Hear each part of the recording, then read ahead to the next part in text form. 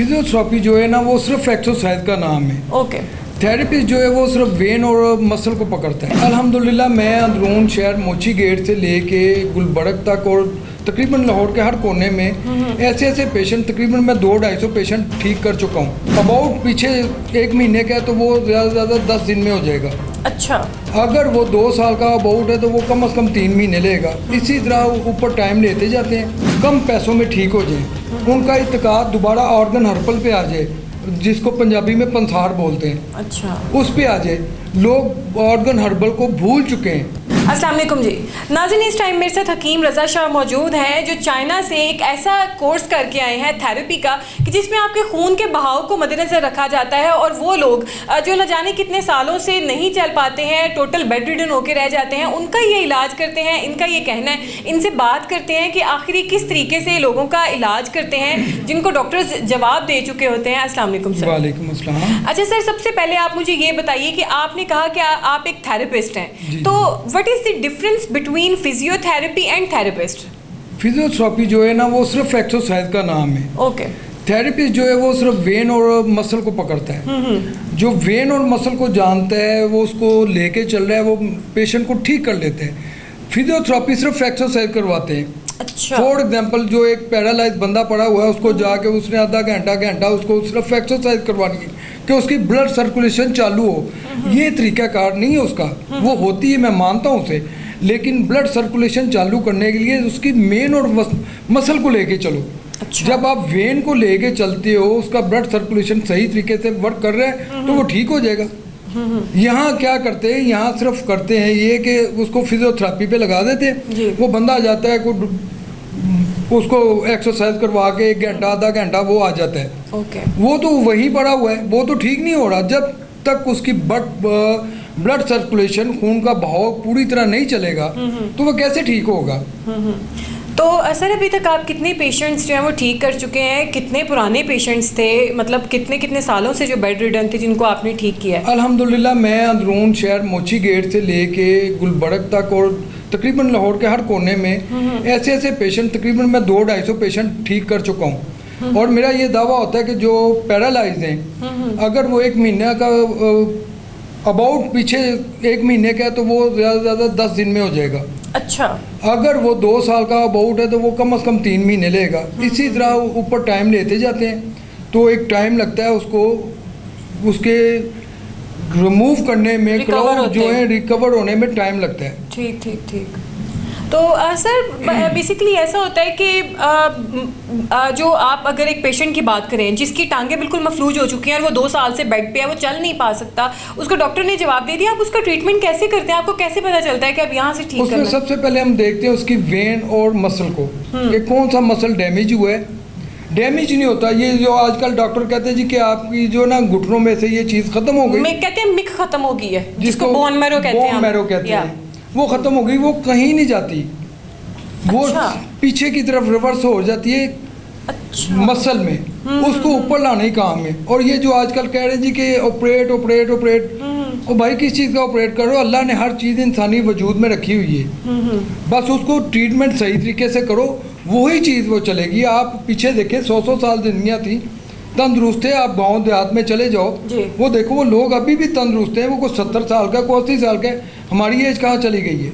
Sir अभी जैसा आपने मुझे बताया कि 50-50 लाख जिन ऑपरेशंस का डॉक्टर ने मांगा उनको आपने 10-15 हज़ार में ठीक कर दिया, तो सर आपने फिर इतनी सस्ती दवाई क्यों रखी हुई है? इसलिए रखी हुई कि ये एक तो मैं अल्लाह की राह पे चला हुआ हूँ कि जो लोग नहीं अफोर्ड कर सकते इतनी भारी फीस, डॉक्टरों की अपॉइंटमेंट नहीं अफोर्ड कर सकते, उनको मैं खुद देखता हूँ और उनके लिए मैं तगोदो करता हूँ कि वो कम पैसों में ठीक हो जाएँ। उनका इत्तेकाद दोबारा ऑर्गन हर्पल पे आ जाए, जिसको पंजाबी में पंसार बोलते हैं। अच्छा। उस पे आ जाए।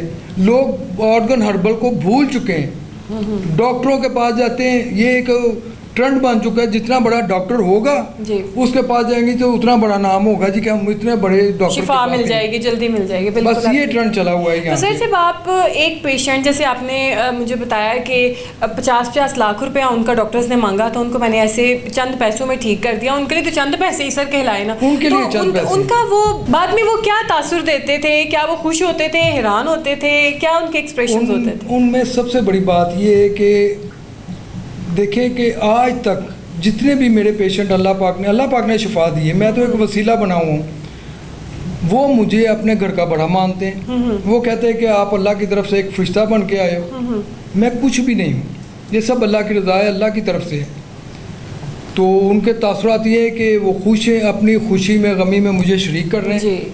अच्छा सर, ऐसा है कि आजकल के एक दौर की अगर हम बात करें तो जवान लोगों को ब्लड प्रेशर का मसला है, हार्ट का मसला है, उनके गोडे गिटे जवाब दे गए, तो आप उनको क्या ऐसी एक टिप यहाँ बैठ के देना चाहेंगे? जैसे भी आपने मुझे कहा था कि हमारे किचन में हर चीज़ मौजूद होती है, तो आप हमारे नाज़रीन को क्या कहना चाहिए? हमारे किचन में हर चीज़ मौजूद है जी। हर घर में किचन है, उसमें हर चीज़ मौजूद है। गरम मसालों में आ जाती है बिग कॉर्डिमेंट, आ जाती है बड़ी इलायची, जिसको हम काली इलायची बोलते हैं, सब्ज़ इलायची आ जाती है, उसके बाद ज़ीरा आ जाता है, उसके बाद अजवाइन आ जाती है। ये चीज़ें मुख्तलिफ हैं जो हमें तंदुरुस्ती की तरफ लेके जाती है। पुदीना आ जाता है। जी।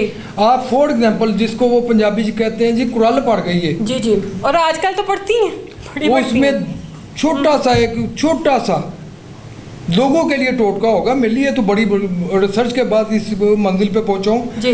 कि पुदीना उसको लें, उसके 10-12 पत्ते उतारें, 1 कप पानी में डालें, उसको तकरीबन 10 दिन लें आप, बॉयल करके कावे की तरह से पिए, ज़िंदगी में कुरल नहीं पड़ेगी।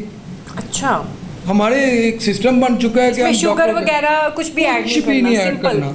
अच्छा। अगर आप ब्लड सर्कुलेशन की बात करते हो तो उसमें सबसे बड़ा हमारे किचन में गार्लिक है। जी जी, जिसे पंजाबी में थोम बोलते हैं, जी, लहसुन बोलते हैं उर्दू में। जी जी। उसको ले लें आप, उसका कावा ले लें, वो आपके ब्लड सर्कुलेशन को सही करेगा। हमारे यहाँ इन चीज़ों को भूल चुके हैं। जितना बड़ा डॉक्टर होगा उतना बड़ा नाम होगा। तो सर आजकल जो लोगों के टखने घुटने गोडे गिट्टे रहते जा रहे हैं, वो क्या ऐसा करें कि वो अपनी रूटीन में वापस आ जाएं? वो सबसे पहले अपनी डाइट की तरफ तवज्जो दें और देसी खानों की तरफ आएँ। ये फास्ट फूड को भूलना बेहतर है, इसको छोड़ दें जी, तभी वो ठीक होंगे। अच्छा सर, वो भी गोंद कतीरा तो लेंगे कभी? और ये जो आप देख रहे हो कि गोंद कतीरा, लोग पंसारी की दुकान पे जाते हैं जी, वो जी मैदे के लिए कोई ऐसी चीज़ तो गोंद कतीरा देते हैं जिसमें अल्लाह पाक ने इतनी शफा रखी हुई है कि हमारे गोडों गिटों में जो वो कहते हैं जी गम कम हो गई है, उसके लिए भी वो बेहतरीन है। और वो बलंगू जिसे तो हम लंगा बोलते हैं। और हम शरबत तो भूल ही चुके हैं, हम पेप्सी और दूसरी चीज़ों पे लगे, स्प्राइट कोक पे लगे हुए हैं। हम शरबत तो भूल ही चुके हैं जो हमारे दिल को तकवीयत देते हैं, हमारे बॉडी को तकवीयत देते हैं। हम उस चीज़ों से बहुत दूर हो चुके हैं। अगर ये चीज़ें आप यूज़ करते हैं तो आपको रिजल्ट मिलेगा। आप अपने खानों में गार्लिक ज़्यादा इस्तेमाल करो, तो सर जिंजर इस्तेमाल करो। सर आजकल ब्लड प्रेशर भी बहुत बड़ा मसला है लोगों का, तो वो कैसे कंट्रोल किया जाए? उसको तो आप पानी से ठीक कर सकते हो। अपनी डाइट में पानी की मिकदार बढ़ाओ।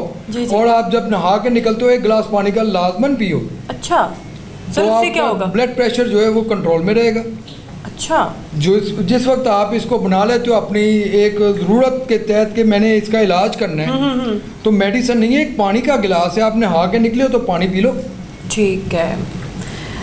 तो जी, तो नाजरीन गुफ्तगू आपने सुनी। हकीम साहब ने बिल्कुल ठीक कहा कि हम मुल बीमारियां लेके आते हैं, कोक स्प्राइट जंक फूड की सूरत में हम ये ख़रीद कर बीमारियां घर लेके आते हैं। अपनी ज़िंदगी को दोबारा से हर्बल करें, ऑर्गेनिक करें, और इसी वजह से जो बीमारियों की जो रेशो है ये कम हो सकती है और इंसान एक हेल्दी लाइफ अपना सकता है। हमें दीजिए इजाज़त। अल्लाह हाफ़िज़।